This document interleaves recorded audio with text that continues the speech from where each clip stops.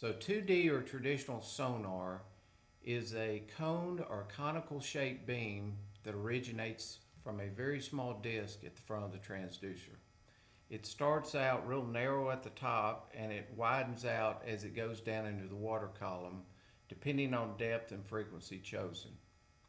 Humminbird uses something that's really unique and cool. It's called chirp technology, which is compressed high intensity radar pulse.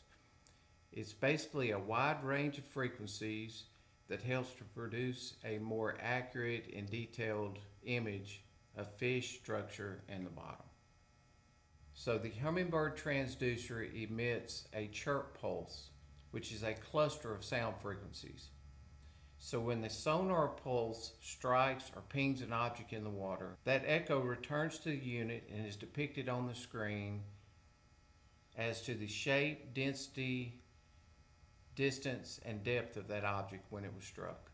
So most of the core series up to the Gen 1 and the Gen 2 used two frequencies, 83 and 200, and then a blend of 83 and 200.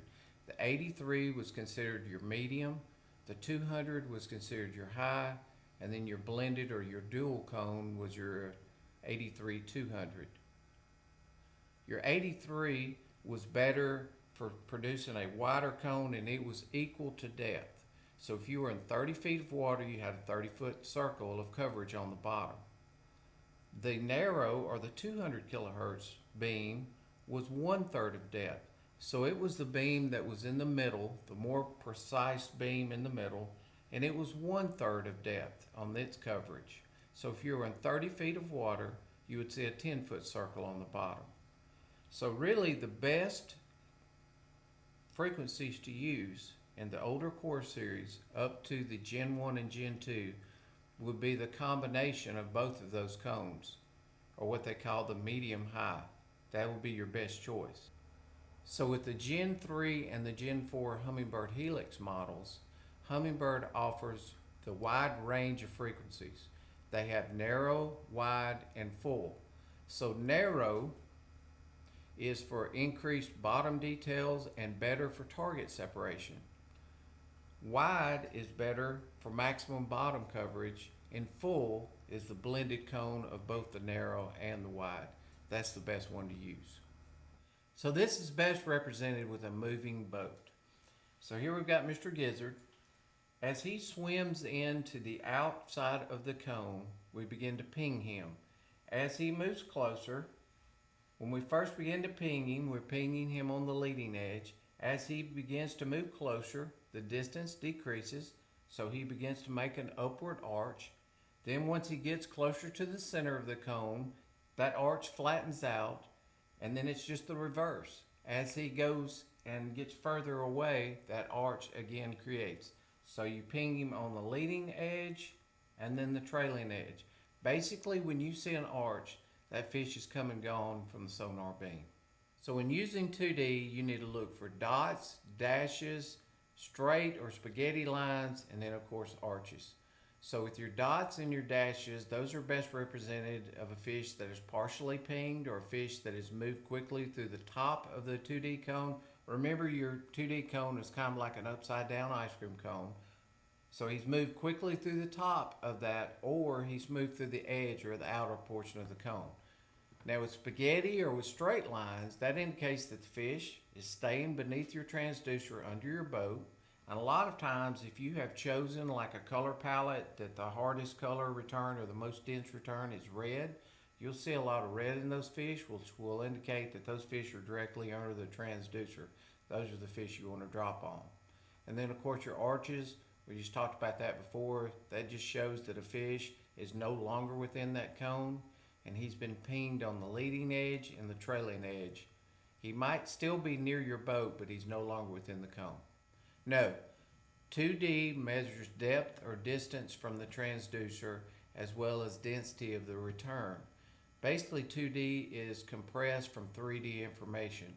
So there's no way to tell the degree of separation unless you use something like SI, Mega 360, or Mega Live. So basically you're seeing fish that are at 12 feet up here, 12 feet right here. that information is compressed. Those fish may appear like they are in a school, which they are not. They're separated, but they are that distance or depth from the transducer. So that's what you're seeing on the screen. So a lot of times when I'm out scanning, I'll have my SI screen up and I'll see something off away from the boat. I'll put a waypoint on it. I'll return to that and I'll get on top of it to see if there's fish in that structure. The DI will clearly show me the structure and the limbs. The 2D will show me whether or not there's fish in there. So that's one way that I use it. I always have a combination screen readily available when I'm scanning, shallow or deep. You should always set a max depth. You should always set a little bit deeper than you plan on fishing that day or looking around. What I normally do is I set it about 20 to 30 feet. You can find that max depth under the Sonar tab. The benefit of doing that is it will limit the unit to look any deeper than that, and you'll have quicker sonar returns and better acquisition of the bottom. 2D is an excellent tool to use in shallow water. It can help you find slight variations in the bottom, like a depression, a hump, or a ditch, but it's not a very good tool to use as far as searching for structure or for fish. If you're going to do that, I would use Mega 360, side imaging, or DI for that. Unfortunately, there are no set it and forget it numbers when it comes to 2D or any other type of sonar. Settings should be based on conditions and the preference of the user.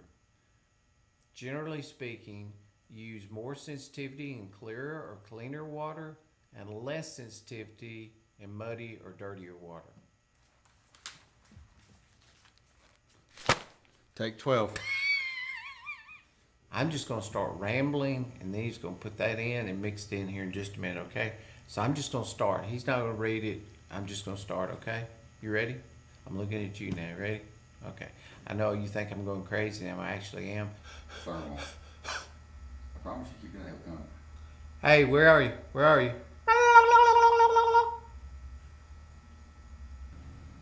Please, Lord, let him land.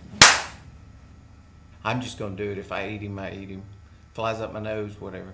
I forget my lines, and it's very, very difficult for me. It'd just be much easier for me to just sit here and talk to you instead of trying to measure every word. You know what I'm saying? Psycho. So here we go. Ready? Psycho! Ready? Turn down for what? Don't ever say that again. Is that a bad thing? That was 2012. It was 10 years from now. Was it really? Yeah. I thought that was current music. That's 10 years ago. Where have I been? But the best thing to look for is that stashes lined